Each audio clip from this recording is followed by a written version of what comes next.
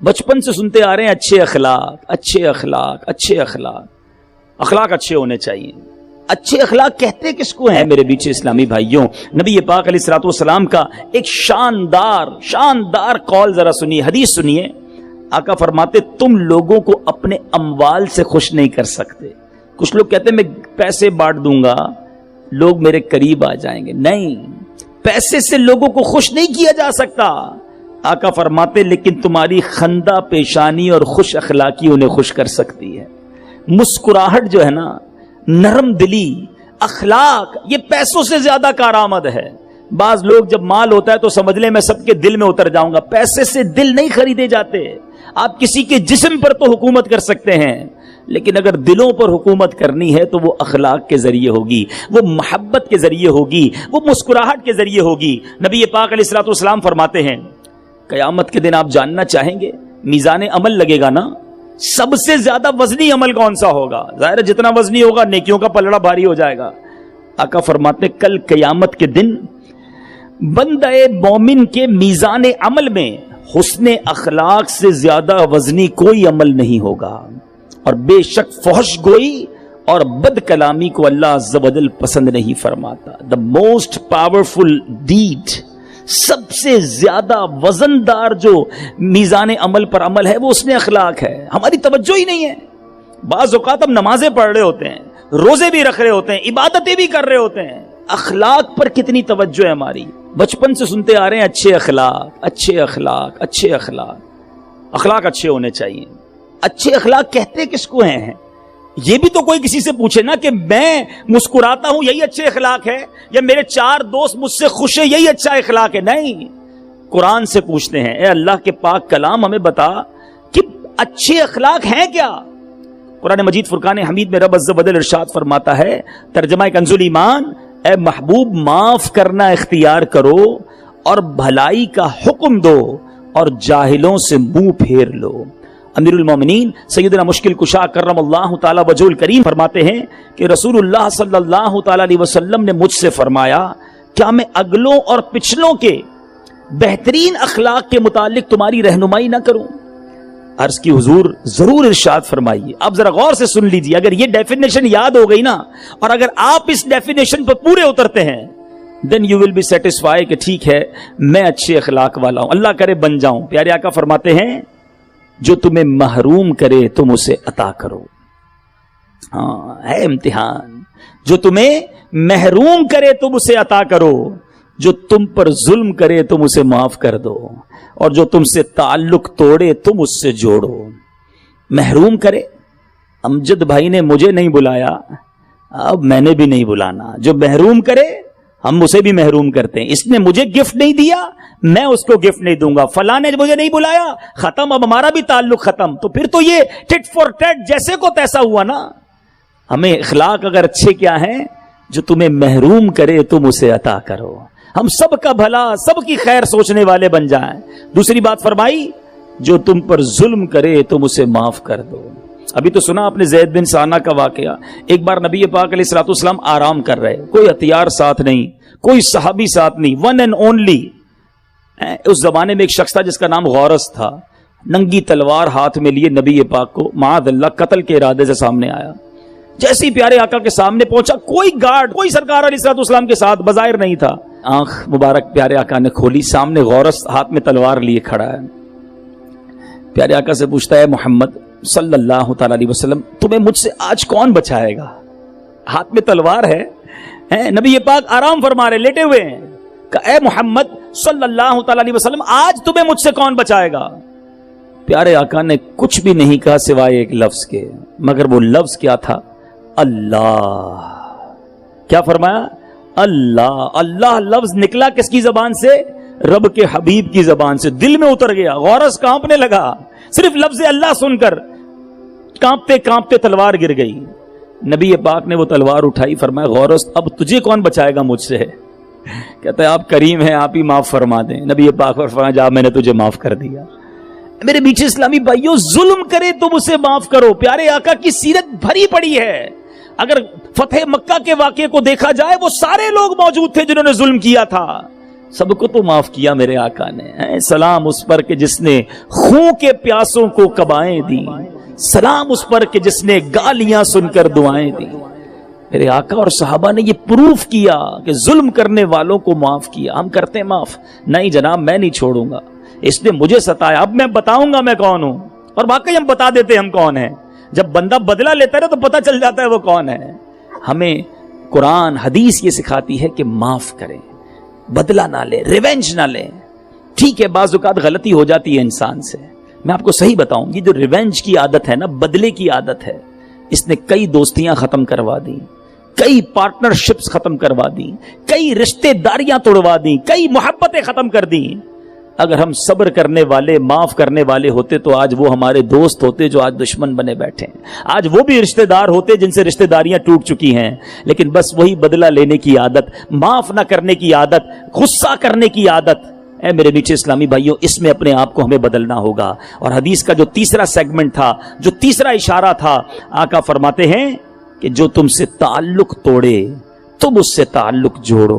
بعض اوقات رشتے دار نہیں بلاتے, اپنے گھر پر نہیں بلاتے, ہم بھی نہیں بلاتے, ہم نہیں جاتے اس خالہ کے گھر پر, ہم اس چچا کے یہاں نہیں جاتے. کیوں؟ کیونکہ وہ بھی نہیں آتے. اپنے بچوں کی شادی میں نہیں بلایا تھا ہم کو. یہ اخلاق نہیں ہے. آپ ایک بار آگے بڑھ کر انہیں بلا تو لیجئے, انشاءاللہ رشتہ داری شروع ہو جائے گی. تھوڑی سی لائف ہے, خوش ہو کر جی لیجئے, رشتہ داریاں محبتیں بانٹ کر جی لیجئے. اور یہی میرے آقا علیہ الصلوۃ والسلام کی خوبصورت تعلیمات ہے. میں ایک ایسا واقعہ سنانے جا رہا ہوں, جب میں نے پڑھا نا رونگٹے کھڑے کر دیتا ہے. اگر باپ ہو, کوئی بھی دنیا کا باپ ہو, اور اس کی بیٹی کے ساتھ یہ واقعہ ہو جائے, کیسے صبر کرے گا, کیسے وہ ریونج نہیں لے گا. اور یہ والد کون تھے اور یہ بیٹی کون سی تھی, ذرا سنیے اور ایمان تازہ کیجئے. نبی پاک علیہ الصلوۃ والسلام کی شہزادی, والد ہیں میرے آقا, شہزادی ہیں حضرت زینب رضی اللہ تعالی عنہا. ان کے شوہر ابو العاص بن ربی نے غزوہ بدر کے بعد مدینہ منورہ کے لیے روانہ کیا. اب یہ خبر قریش مکہ کو, کفاران مکہ کو پہنچ گئی کہ بی بی زینب جا رہی ہے مدینہ. اب وہاں خیر سے پہنچ گئی تو پھر تو یہ بھی امن میں آ جائیں گی. وہ نہیں چاہتے تھے نا کہ لوگ ایک ایک کر کے مدینہ شریف پہنچ جائیں. میٹھے اسلامی بھائیوں, اب کیا ہوا, ان کفار نے حضرت زینب کا پیچھا کیا. مقام زی طوا پر بی بی زینب رضی اللہ تعالیٰ عنہ کو روک لیا گیا. حضرت زینب کو حبار بن اسود, نام یاد رکھیے گا, حبار بن اسود نے نیزہ مارا. میرے آقا کی شہزادی ہیں. جب وہ نیزہ مارا نا تو آپ اونٹ سے نیچے گری, زخمی تو ہوئی, آپ اس وقت حاملہ تھی, پریگننٹ تھی, آپ کا حمل ضائع ہو گیا. اب ذرا غور کیجئے, نبی پاک کی شہزادی, اور اس طرح آپ کو تکلیف پہنچائی گئی. مگر میٹھے اسلامی بھائیوں, یہی حبار بن اسود کچھ عرصے کے بعد مقام جعرانہ پر نبی پاک علیہ الصلوۃ والسلام کے پاس آ کر بیٹھ گیا. اب آیا, حالانکہ یاد رہے کہ ابھی اسلام قبول نہیں کیا تھا. صحابہ کرام نے عرض کی, حضور حبار بن اسود آ گیا ہے. ارشاد فرمایا, میں نے دیکھ لیا ہے اسے. کچھ صحابہ کھڑے ہو گئے کہ اب بدلہ لیتے ہیں, ہماری شہزادی حضور کو اس طرح زخمی کیا, حمل ضائع ہو گیا, کتنی تکلیف ہوئی ہوگی اس باپ سے پوچھو کہ جس کی بیٹی اس طرح زخمی ہو جائے. اور صحابہ غصے کے مارے کھڑے ہو گئے کہ حبار بن اسود کو مار دیں. پیچھے اسلامی بھائیوں, حبار نے کھڑے ہو کر کیا کہا, کہتے ہیں اے اللہ کے نبی صلی اللہ تعالی علیہ وسلم, آپ پر سلامتی ہو. میں گواہی دیتا ہوں کہ اللہ کے سوا کوئی معبود نہیں, اور میں گواہی دیتا ہوں کہ محمد صلی اللہ تعالی علیہ وسلم اللہ کے رسول ہیں. فوراً ایمان لے آیا. کہتے یا رسول اللہ, میں آپ سے بھاگ کر کئی شہروں میں گیا, چھپتا رہا کہ مجھے پتا تھا میں نے جرم بہت بڑا کیا ہے, میں چھپ کر زندگی گزارتا رہا, میں کوشش کرتا رہا کہ میں غیر عربیوں کے ملک میں سیٹل ہو جاؤں, مگر مجھے آپ کی نرم دلی, آپ کا پیارا برتاؤ یاد آتا رہا. اے اللہ کے نبی, ہم شرک میں مبتلا تھے, پھر اللہ نے آپ کے وسیلے سے ہمیں ہدایت دی اور ہمیں ہلاکت سے نجات بخشی. لہٰذا آپ میری جہالت اور میری اس بات کی جس کی آپ تک خبر پہنچی ہے درگزر فرمائیں. میں اپنے برے کاموں کا اعتراف کرتا ہوں, آج معافی مانگتا ہوں, مجھے معاف کر دیجئے. اے میرے میٹھے اسلامی بھائیوں, نبی پاک نے فرمایا, جاؤ میں نے تمہیں معاف کر دیا. یہ ہے میرے آقا کی سیرت. ہمارے پیر پہ کسی کا پیر پڑ جائے نا، اتنا بڑا ظلم تو چھوڑ دیجئے، چلتے چلتے پیر پہ پیر پڑ جائے تو بندہ پیچھے سے آواز لگاتا ہے اندھے ہو نظر نہیں آتا. کیا اس سے غلطی نہیں ہو سکتی ہے؟ ہماری گاڑی سے کوئی چھوٹا سا اسکریچ موٹر سائیکل والا لگا دے تو جب تک اس کو 2 گالیاں نہ دے میں چین نہیں آتا ہے. چلتے چلتے کوئی گاڑی آگے ہمارے نکالے تو شیشہ اتار کر اس کو جب تک آل فول نہ بکے تو چین نہیں آتا. کیوں اتنی سختی ہے ہمارے اندر؟ کیوں اتنا ریونج ہے؟ ارے جس نبی کا کلمہ پڑا وہ تو معاف کرنے والے، وہ درگزر کرنے والے، وہ نرمی کرنے والے، اور ان کا غلام کیوں اتنا غصے کا بھرا ہوا ہے کہ نہیں جناب جب تک جواب نہیں دوں گا مجھے چین نہیں آئے گا. صبر کرنے والے بنو، برداشت کرنے والے بنو. میرے بیچ اسلامی بھائیوں، نبی پاک علیہ الصلوۃ والسلام سے ایک بار ایک صحابی نے کمال کا سوال کیا. میں کہتا ہوں کمال سوال ہے. سیدنا ابو دردہ کہتے ہیں کہ میں نے عرض کی یا رسول اللہ مجھے کوئی ایسا عمل ارشاد فرما دیجئے جو مجھے جنت میں داخل کر دے. کون کون چاہتا ہے بھائی؟ سارے ہی چاہتے ہیں نا. Easy question. آقا کوئی ایسا عمل بتا دیں کہ جنت میں داخل کر دے. اور نبی پاک نے کوئی بہت لمبی لسٹ نہیں دی.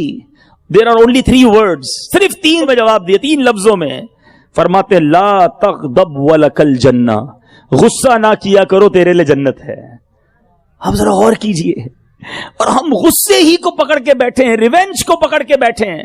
اور جتنا بندہ پاور میں آتا ہے نا، غریب ہوتا ہے تو تھوڑا نرم ہوتا ہے کیونکہ بگاڑ نہیں سکتا کسی کا.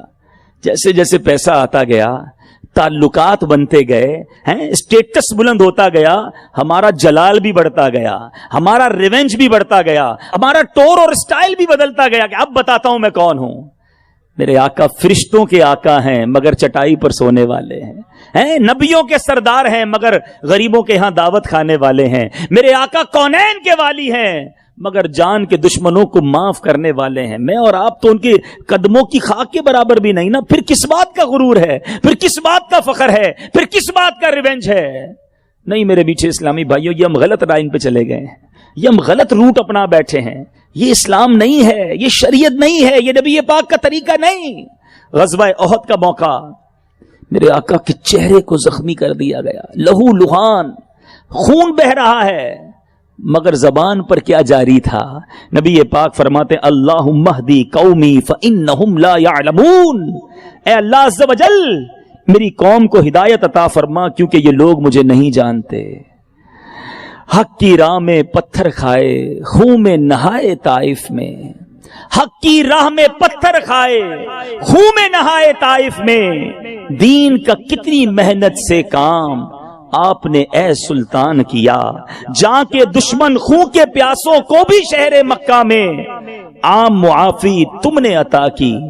کتنا بڑا احسان. میرے میٹھے اسلامی بھائیوں، ایک اور حدیث سنیے. آقا فرماتے ہیں خوف خدا اور اچھے اخلاق لوگوں کو سب سے زیادہ جنت میں داخل کریں گے. میجورٹی جو جنت میں داخل ہونے والے ہیں نا وہ اچھے اخلاق والے ہوں گے. ہم غور کریں کہ ہم اچھے اخلاق والے ہیں کہ نہیں. اے میرے بیچ اسلامی بھائیوں، اب ایک اور خوبصورت حدیث. آقا فرماتے مومن اپنے اچھے اخلاق کی وجہ سے رات میں عبادت کرنے اور دن کو روزہ رکھنے والے کا درجہ حاصل کر لیتا ہے. اخلاق کی وجہ سے اتنا بڑا عبادت گزار جو اس کے برابر پہنچ سکتا ہے. اللہ مجھے اور آپ کو اچھے اخلاق والا بنا دے، نرم بنا دے، شفیق بنا دے، مسکرانے والا بنا دے، دل آزاریوں سے بچنے والا بنا دے.